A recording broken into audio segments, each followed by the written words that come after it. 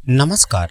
हर कहानी कुछ कहती है। आज की कहानी क्या कहती है तो चलिए सुनते हैं। हरि कृष्ण देवसरे की लिखी कहानी दीनू काका। दीनू काका, तुम्हारा घर कहाँ है? यह प्रश्न सचिन दीनू काका से पिछले 10 साल से पूछ रहा है। दीनू काका है कि उत्तर में मुस्कुरा देते हैं और कहते हैं, यही तो है मेरा घर। तो फिर घर का सारा काम तुम ही क्यों करते हो? माँ तुम्हें सबसे बाद में खाना क्यों देती है? सबके लिए अच्छे अच्छे कपड़े आते हैं पर तुम्हारे लिए कुछ नहीं आता। अब दीनू काका इन प्रश्नों का भला क्या जवाब देते? वो सिर्फ मुस्कुराते रहते।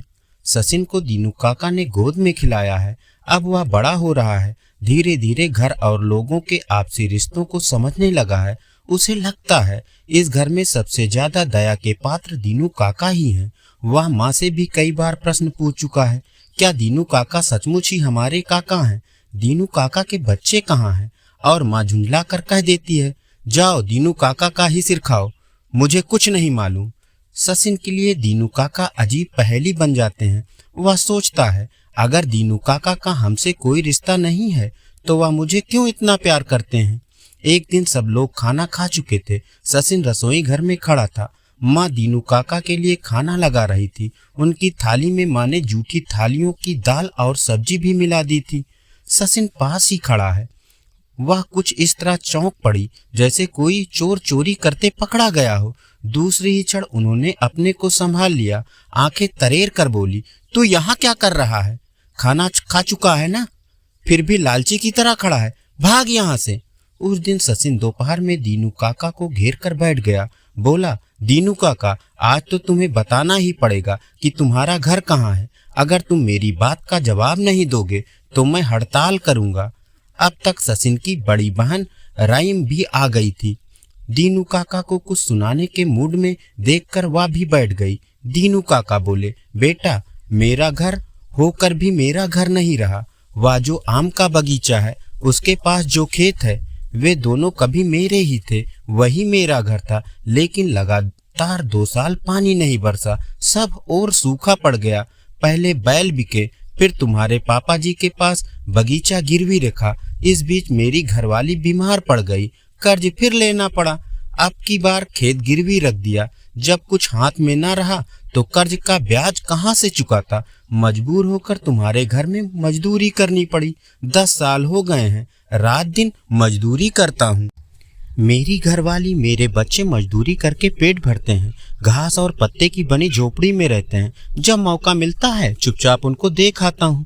गुलामी की इस जिंदगी ने उनको भी पराया बना दिया है।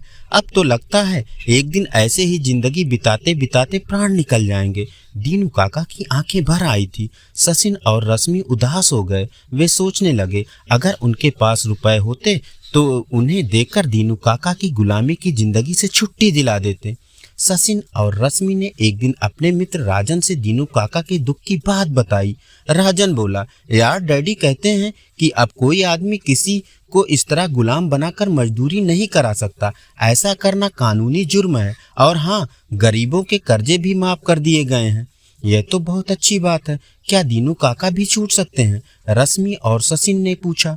डैडी इतवार को आ रहे हैं, उन्हीं से पूछ लेना।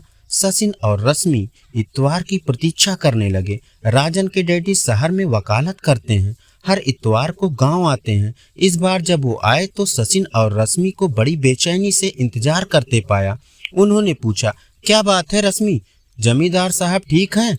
जी हाँ चाचा जी, पापा बिल्कुल ठीक हैं। दरअसल हम कुछ परेशानी में हैं। रश्मि ने कहा, क्या हुआ, बताओ ना, वकील साहब ने पूछा। रश्मि और सचिन ने अपने अपने ढंग से दीनू काका की दुख भरी कहानी सुना दी।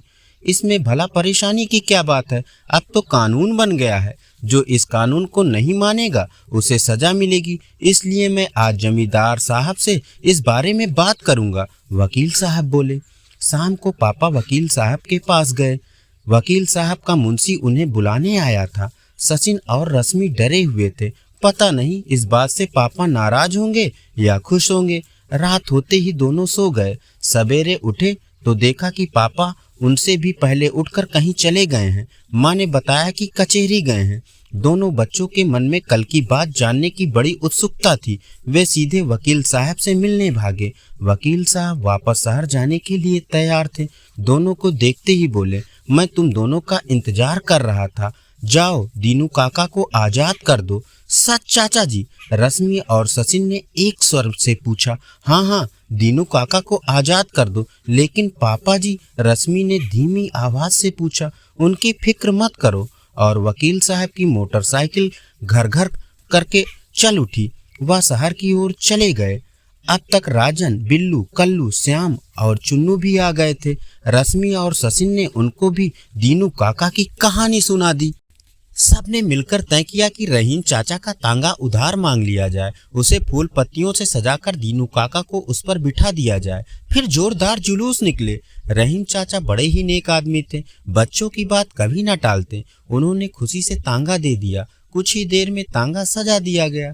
दीनू काका की जय का नारा लगाते हुए बच्चे सचिन के घर पहुंचे। दीनू काका ने यह नाटक देखा तो हंसने लगे। सोचा बच्चे कोई खेल खेल रहे होंगे, लेकिन जब बच्चों ने कहा कि दीनू काका आप आजाद हैं और तांगे के पर बैठिए, तो दीनू काका घबरा गए। बोले, मुझे खुशी है कि तुम लोग मेरी भलाई की बात सोचते हो, लेकिन मैं जमींदार साहब के हुक्म के खिलाफ कोई काम नहीं करूंगा। कैसी बात कर रहे हो काका? हमने वकील चाचा से भी पूछ लिया है, वो भी कहते हैं कि नए कानून के अनुसार दीनू काका के सब कर्जे माफ हैं और वो आजाद हैं। रश्मि ने कहा। और रश्मि बिटिया, तुम्हें जमींदार साहब की मार याद है ना? दीनू काका ने पूछा। कुछ भी हो काका, हम तुम्हें आजाद करा के ही रहेंगे, सचिन और उसके दोस्तों ने कहा। देखते क्या हो, दीनू काका को पकड़कर तांगे पर बैठा दो। सब बच्चों ने दीनू काका को घेर लिया और उठाकर तांगे पर बैठा दिया। जुलूस चल पड़ा। दीनू काका बहुत परेशान थे, बच्चों से लड़ नहीं सकते थे, जमींदार से बेहद डर रहे थे। धीरे धीरे जुलूस गांव की गलियों से घूमता हुआ बाजार में पहुंचा। दोपहर हो चुकी थी, किंतु बच्चों का उत्साह कम नहीं हुआ था। वे नारे लगा रहे थे, दीनू काका आजाद हैं, दीनू काका आजाद हैं। अचानक नारे बंद हो गए। सबके चेहरे पर घबराहट के भाव उभर आए। सामने से जमींदार साहब चले आ रहे थे। अब क्या होगा? उनकी मार के डर से सचिन और रश्मि ही नहीं, राजन, चुन्नू, कल्लू सभी सिहर उठे। इस दृश्य को देखकर वो क्या करेंगे, किसी को मालूम नहीं था। उन्हें देखकर बच्चे चाहते तो भाग सकते थे, लेकिन तब लोग क्या कहेंगे कि सब के सब कायर निकले। वे जैसे जैसे आगे आते जा रहे थे, बच्चों की घबराहट बढ़ती जा रही थी। दीनू अजीब परेशानी में फंस गया था।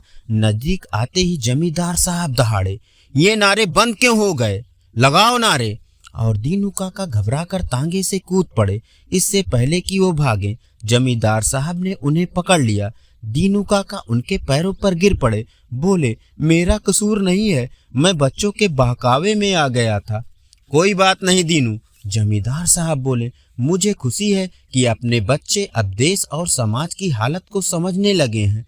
फिर उन्होंने झोले से कुछ कागजात निकाले और बोले, ये लो, तुम्हारे खेत और बगीचे के कागजात हैं। मैं तहसील जाकर सारे कागजात ठीक करा लाया हूँ। अब ये बाग और खेत तुम्हारे ही रहेंगे।